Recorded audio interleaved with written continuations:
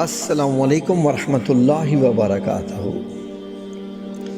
فتح دمشق کے وقت سیف اللہ حضرت خالد بن ولید رضی اللہ عنہ نے عہد کی پاسداری کا ایک ایسا عظیم الشان مظاہرہ کیا کہ رہتی دنیا تک اس کی مثال دی جاتی رہے گی۔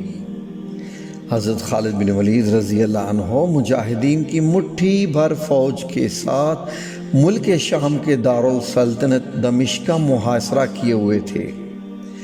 دن پر دن گزرتے جا رہے تھے، مگر قلعہ تھا کہ کسی طور پر فتح ہونے میں نہیں آ رہا تھا۔ حضرت خالد بن ولید رضی اللہ عنہ نے بھی فیصلہ کر لیا تھا کہ مجاہدین کو 1-2 دن آرام کا وقفہ دے کر وہ یا تو قلعے کے دروازے توڑنے کی کوشش کریں گے یا اس کی مضبوط دیواروں میں سرنگ لگانے کی ترکیب آزمائیں گے۔ انہیں یہ بھی یقین تھا کہ اللہ کی غیبی مدد ضرور آئے گی۔ ایسے میں رات کے اندھیرے میں ان کی فوج نے دمشق کے قلعے سے نیچے اترنے والے ایک نوجوان کو ان کے سامنے پیش کیا، جس نے مسلمان ہونے کی خواہش ظاہر کی۔ اس کی یہ خواہش فوراً پوری کر دی گئی۔ اس نے دعویٰ کیا کہ وہ مجاہدین کو قلعے کے اندر پہنچا سکتا ہے۔ اس کے مطابق کل رات رومیوں پر حملے کا بہترین موقع ہے۔ ان کے مذہبی رہنما بطریق کے ہاں بیٹا پیدا ہوا ہے اور پورا دمشق جشن منا رہا ہے۔ اس جشن میں فوج سمیت سب شراب پیئیں گے اور یہی ان پر فیصلہ کن وار کرنے کا موقع ملے گا۔ قلعے پر حملہ۔ اگلی رات حضرت خالد بن ولید رضی اللہ عنہ ایک بہت بڑا خطرہ مول لے رہے تھے۔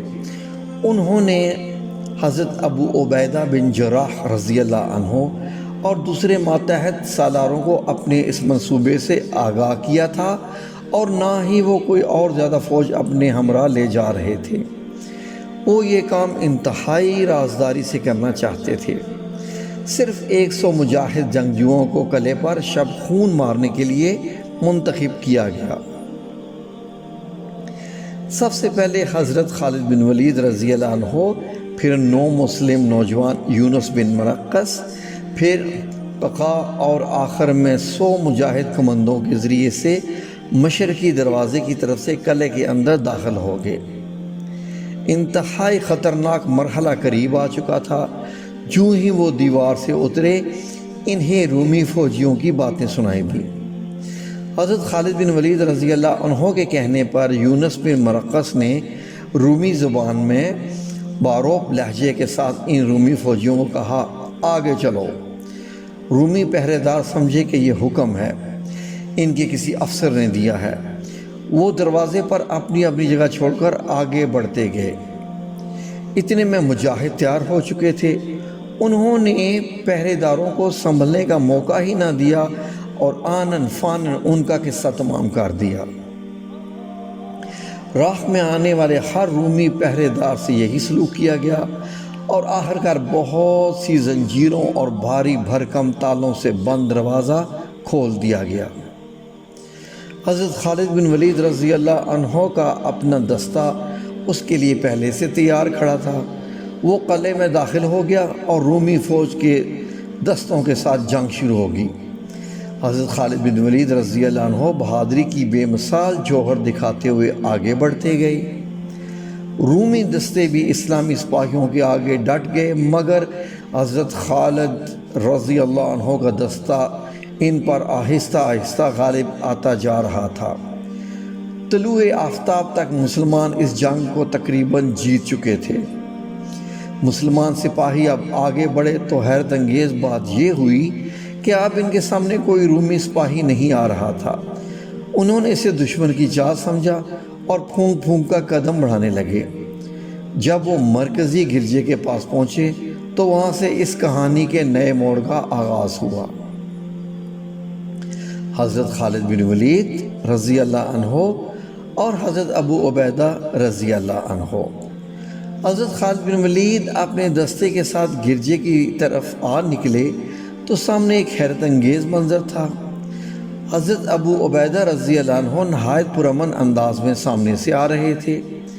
اور ان سب کی تلواریں نیام میں تھیں، اور رومی سپہ سالار توما اور اس کے خاص آدمی ان کے ساتھ تھے۔ اے پروردگار، یہ میں کیا دیکھ رہا ہوں؟ حضرت خالد بن ولید کے خیالات اس وقت یقیناً یہی ہوں گے۔ دونوں نامور سپہ سالار خاصی دیر تک ایک دوسرے کو حیرت سے دیکھتے رہے۔ آخر حضرت ابو عبیدہ رضی اللہ عنہ نے سکوت توڑا اور بولے، ابو سلیمان یعنی حضرت خالد رضی اللہ عنہ کی کنیت، کیا تم اللہ کا شکر ادا نہیں کرو گے؟ اس کی ذات نے یہ شہر ہمیں بغیر لڑے عنایت کر دیا ہے۔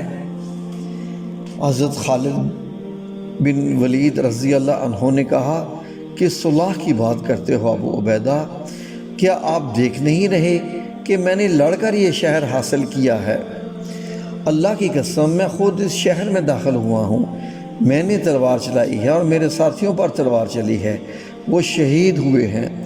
میں رومیوں کو یہ حق نہیں دے سکتا کہ وہ خیر و عافیت سے شہر سے چلے جائیں۔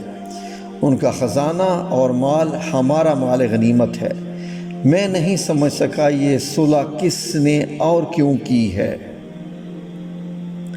حضرت ابو عبیدہ رضی اللہ عنہ کہنے لگے، ابو سلیمان، میں اور میرے دستے پر امن طریقے سے قلعے میں داخل ہوئے۔ اگر آپ میرے فیصلے کو رد کرنا چاہیں تو کر دیں، لیکن میں دشمن سے معافی کا وعدہ کر چکا ہوں۔ اگر یہ وعدہ پورا نہ ہوا تو رومی کہیں گے کہ مسلمان اپنے وعدوں کی پاسداری نہیں کرتے، اس کی زد اسلام ہی پر پڑے گی۔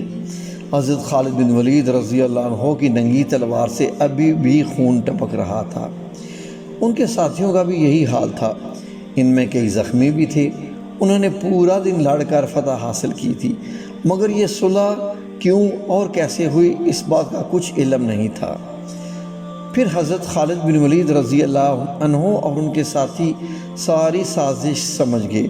وہ یہ کہ خالد رضی اللہ عنہ کے حملے کی خبر رومیوں کو بروقت ہوگی، اور وہ یہ جان گئے کہ ان کی مدہوش اور شراب کے نشے میں دھت فوج مسلمانوں کا مقابلہ نہیں کر سکے گی۔ اس لیے انہوں نے فوراً لشکر کے دوسرے سالار حضرت ابو عبیدہ رضی اللہ عنہ سے صلح کر لی۔ حضرت ابو عبیدہ رضی اللہ عنہ چونکہ حضرت خالد بن ولید رضی اللہ عنہ کے شب خون سے ناواقف تھے اور وہ قلعے کے طویل محاصرے سے پریشان بھی تھے، اس لیے انہوں نے صلح کے معاہدے پر دستخط کر دیے اور رومیوں کو امان دے دی۔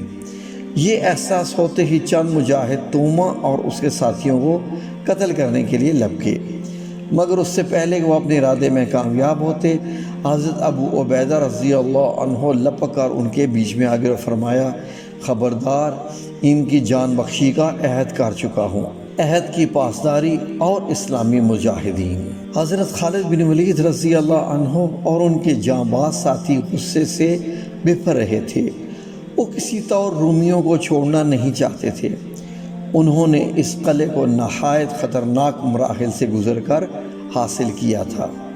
اب وہ اپنی کامیابی کو یوں سازش کی نظر ہوتا دیکھ کر صبر نہیں کر پا رہے تھے۔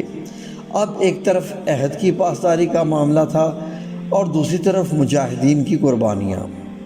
حضرت ابو عبیدہ رضی اللہ عنہ اگرچہ لشکر کے سالار اعلیٰ نہیں تھے، ان کے عہد کی پابندی حضرت خالد بن ولید رضی اللہ عنہ کے لیے ضروری نہیں تھی، مگر وہ مسلمان تو تھے اور وہ بھی نہایت ممتاز۔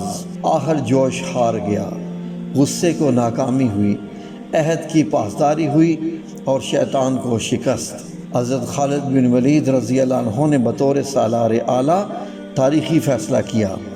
یہ فیصلہ تھا کہ عہد کی پاسداری کا۔ وہ نہیں چاہتے تھے کہ اسلامی تاریخ پر عہد شکنی کا داغ لگے۔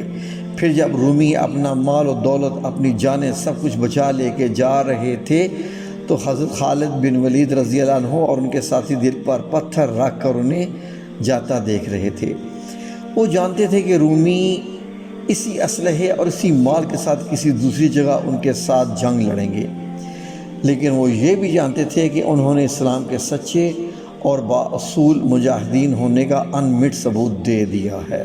تو ناظرین، ہمارے اوپر بھی فرض ہے کہ ہم اپنے عہد کی پاسداری کریں تاکہ مسلمان جس وجہ سے دنیا میں مشہور ہیں کہ وہ اپنے عہد کی پاسداری کرتے ہیں، اس کو زن نہ پہنچے۔ جزاکم اللہ خیر۔ ویڈیو دیکھنے کا شکریہ، لائک اور سبسکرائب کیجیے گا۔